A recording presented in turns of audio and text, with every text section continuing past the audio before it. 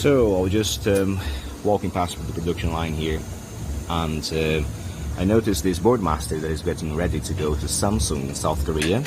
Okay, so this unit is being assembled, it's being tested now as part of our soak test process here at ABI to make sure that all standards are being met.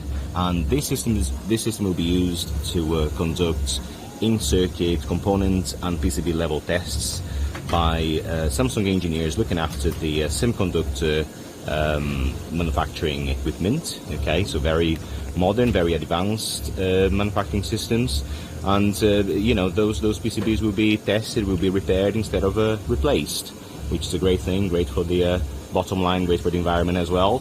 And this BoardMaster is also going to South Korea. This is going to a nuclear power plant in South Korea. This unit is now ready to be packed and shipped.